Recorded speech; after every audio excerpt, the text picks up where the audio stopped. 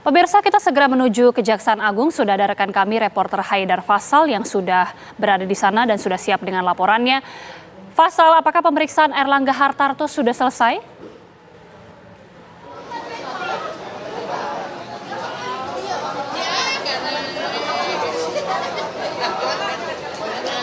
Ya, baik, selamat malam Agita dan juga pemirsa. Agita, saya tidak bisa mendengar suara Anda dengan jelas. Namun yang jelas memang pada hari ini Erlangga Hartarto, Menteri Koordinator Perekonomian, telah memenuhi panggilan yang dilayangkan oleh penyidik Kejaksaan Agung Republik Indonesia untuk dilakukan pemeriksaan sebagai saksi usai. Sebelumnya ini Erlangga Hartarto tidak hadir pada pemanggilan pertama yang dilayangkan oleh Kejaksaan Agung pada hari Selasa tanggal 18 Juli yang lalu. Dan pada hari ini tadi memang benar bahwa Erlangga Hartarto hadir pada pukul 8:30 pagi waktu Indonesia Barat, dan hingga sampai saat ini proses pemeriksaan terhadap Erlangga Hartarto atas dugaan kasus korupsi minyak sawit mentah atau CPO dan turunannya termasuk minyak goreng pada periode 2021-2022 ini masih belum usai. Erlangga Hartarto masih belum keluar, artinya memang Erlangga Hartarto ini telah diperiksa oleh Kejaksaan Agung selama kurang lebih 12 jam lamanya. Dan juga tadi memang menurut Kepala Pusat Penerangan Hukum Kejaksaan Agung Republik Indonesia, yakni Ketut Sumadana, tadi siang menyampaikan kepada awak media bahwa pemeriksaan terhadap Erlangga Hartarto ini dikatakannya penyidik akan menggali terkait dengan kebijakan, lalu juga pelaksanaan kebijakan, lalu juga evaluasi kebijakan yang berkaitan dengan izin ekspor minyak sawit mentah. Mengingat posisi Erlangga Hartarto yang merupakan seorang Menteri Koordinator Perekonomian, yang mana di Menko Perekonomian tersebut menaungi berbagai menteri di dalamnya, termasuk juga Kementerian Perdagangan. Dan hingga sampai saat ini dapat kami informasikan bahwa Erlangga Hartarto masih belum keluar. Kami para awak media masih terus menunggu keluarnya Erlangga Hartarto dari dalam gedung Kejaksaan Agung. Namun meskipun demikian dapat saya sampaikan bahwa sudah disiapkan 2 stand mic oleh Kejaksaan Agung Republik Indonesia, dan dikatakan juga tadi oleh Kapus Penkum Kejaksaan Agung Ketut Sumadana bahwa nanti usai keluar dari Kejaksaan Agung setelah menjalani pemeriksaan, Erlangga Hartarto ini akan menyampaikan statementnya terhadap awak media melalui doorstop terkait dengan poin-poin apa saja yang menjadi hasil dari pemeriksaan terhadap dirinya. Namun jika kita kembali ke konteks perkara, memang ini Agita, seperti diketahui bahwa Kejaksaan Agung telah melakukan penyelidikan atas perkara kasus dugaan korupsi izin ekspor minyak sawit mentah ini, dan sudah masuk ke babak baru ditandai dengan ditetapkannya 3 tersangka yang merupakan korporasi ataupun perusahaan.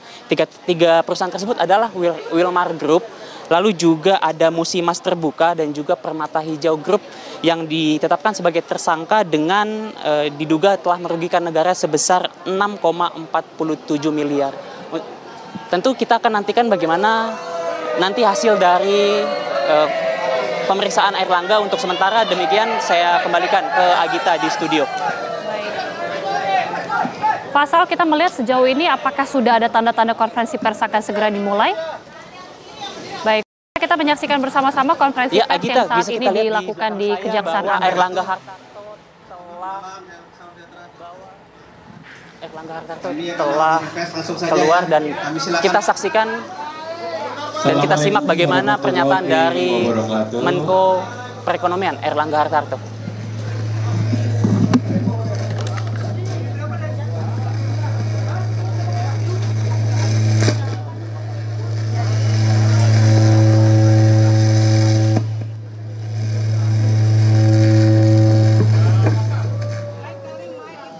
Ya, terima kasih teman-teman media cetak, media elektronik. Terima kasih Pak Kuntadi,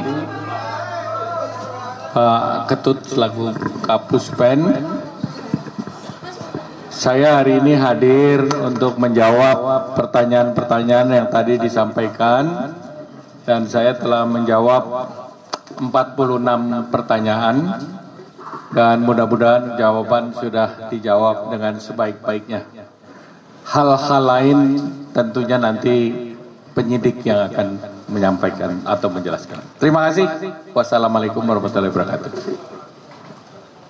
Saya kira itu ya, nggak ada pertanyaan untuk beliau ya. Nanti kita yang menjelaskan semuanya. Silakan Bapak. Ya, terima kasih. Pak, mau nanya Pak Erlangga, Pak.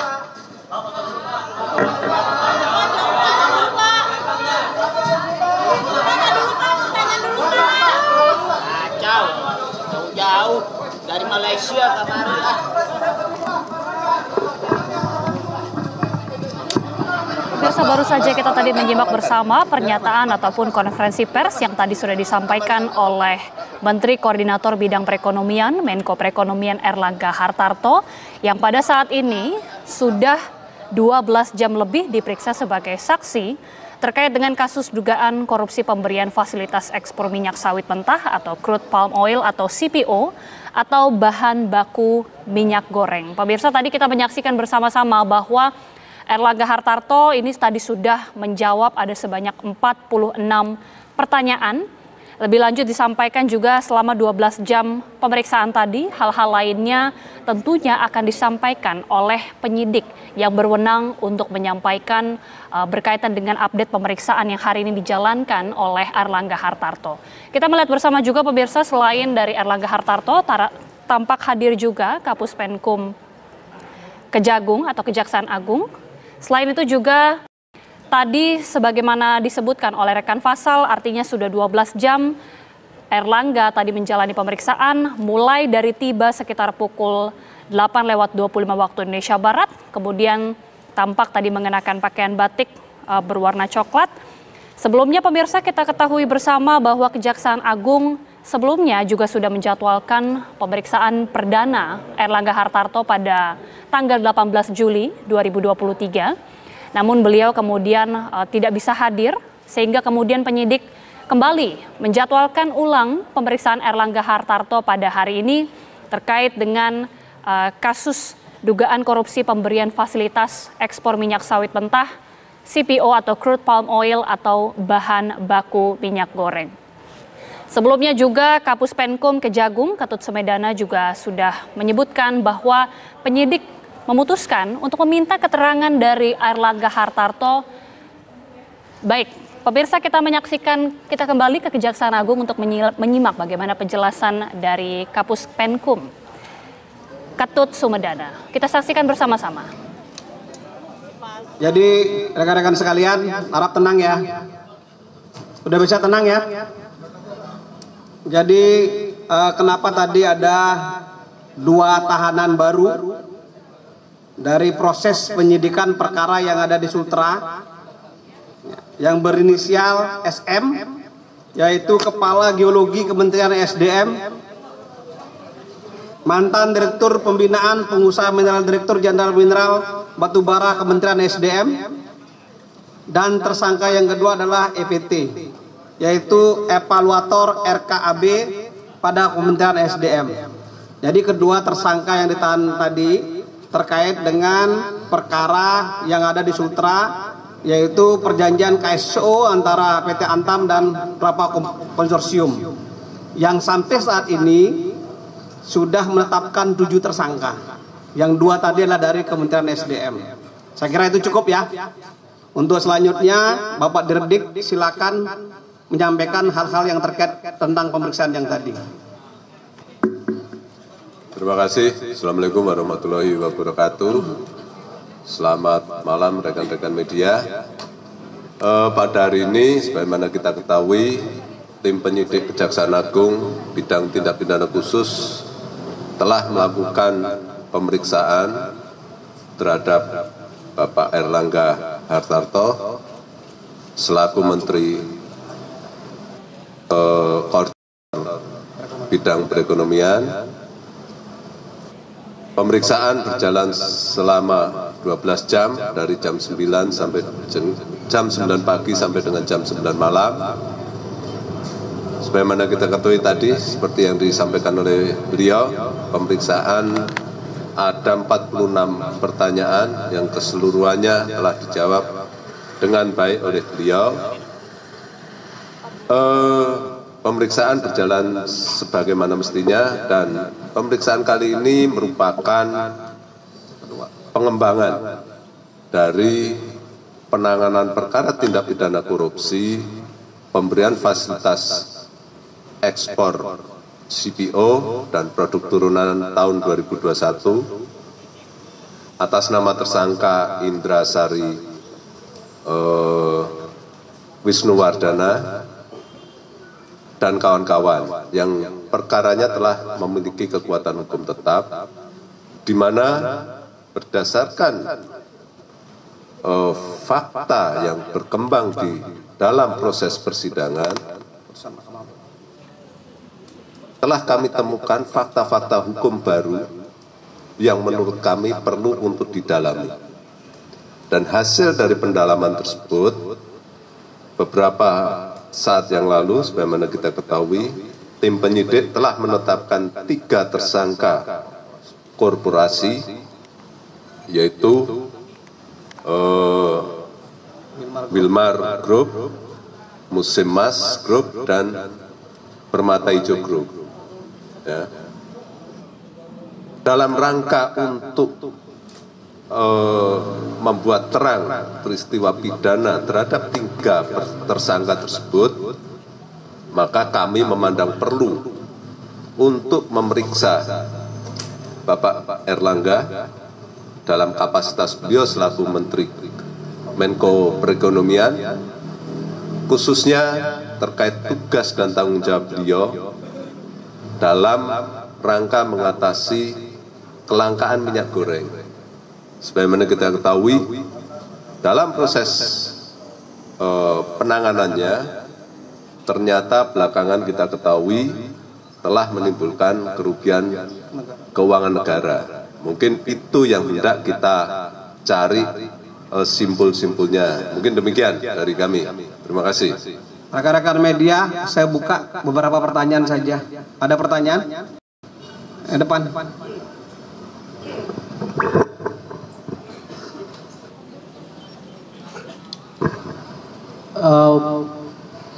Selamat malam Pak, saya Hedi dari Kumparan. Ini mempertanyakan tadi kalau bisa didetailkan yang 40-an pertanyaan itu apa saya menyangkut, apakah kan tadi sempat dijelaskan bahwa itu soal kebijakan yang bersangkutan ketahui gitu. Kalau bisa didetailkan mungkin yang bisa di-share ke media itu 40 pertanyaan itu apa saja, menyangkut apa saja dikonfirmasinya Pak. Itu yang pertama. Terus yang kedua, mungkin beberapa bertanya gitu kenapa yang bersangkutan ini lama diperiksa begitu Pak. Beda mungkin sama 2 menteri sebelumnya yang pernah diperiksa juga di sini. Mereka agak cepat keluarnya. Ini buat Pak Kapuspen mungkin yang soal sutra itu, apakah benar sudah ada jaksa yang dicopot dari jabatannya yang diduga menerima menerima suap dari perusahaan nikel tersebut, gitu.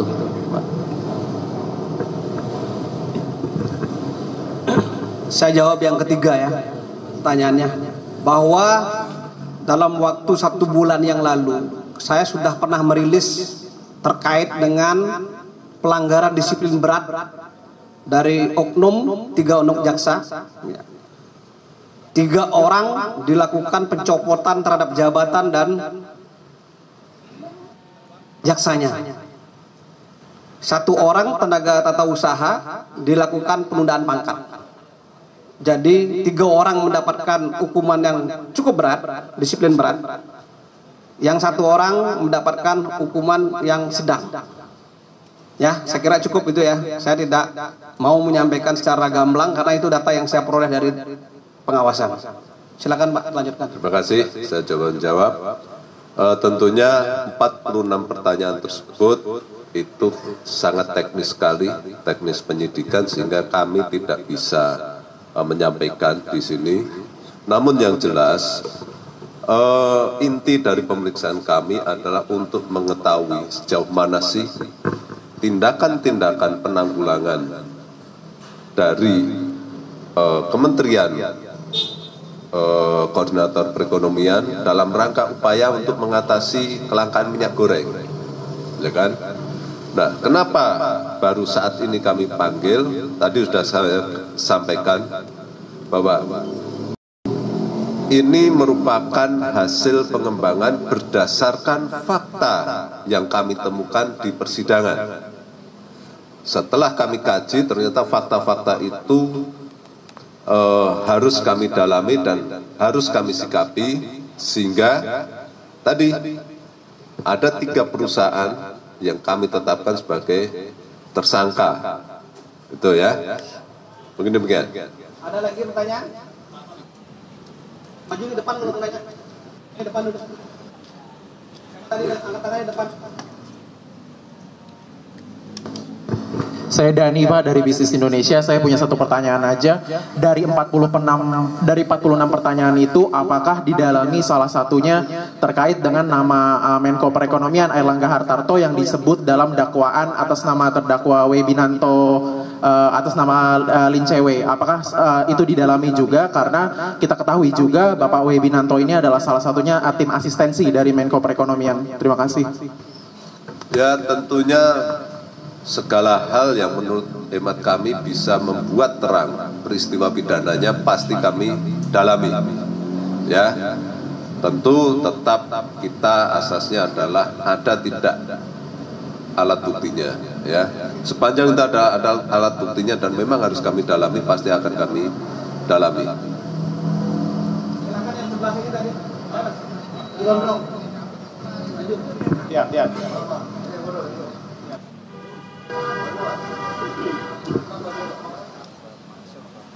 Kedua pertanyaan ya.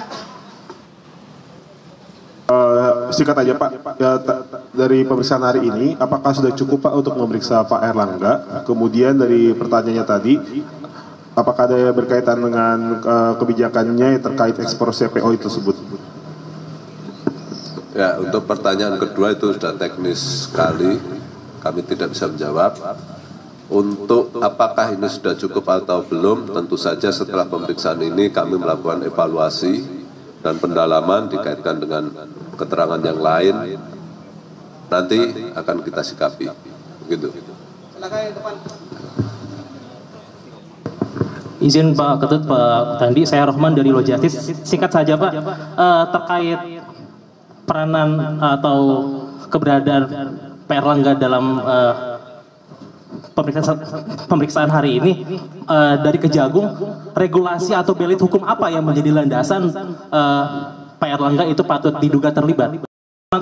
Apa-apa yang dilakukan Kejagung satu melalui fakta persidangan. Ya pemirsa, demikian tadi pernyataan langsung dari Direktur Penyidikan Kejaksaan Agung Republik Indonesia Kuntadi yang menyatakan bahwa Menko Perekonomian Airlangga Hartarto sudah menjalani pemeriksaan sebagai saksi selama 12 jam di Kejaksaan Agung, di mana ada sebanyak 46 pertanyaan yang disebutkan oleh Kuntadi. Ini merupakan teknis penyidikan, namun intinya untuk mengetahui tindakan penanggulangan dari Kemenko Perekonomian dalam rangka upaya mengatasi kelangkaan minyak goreng.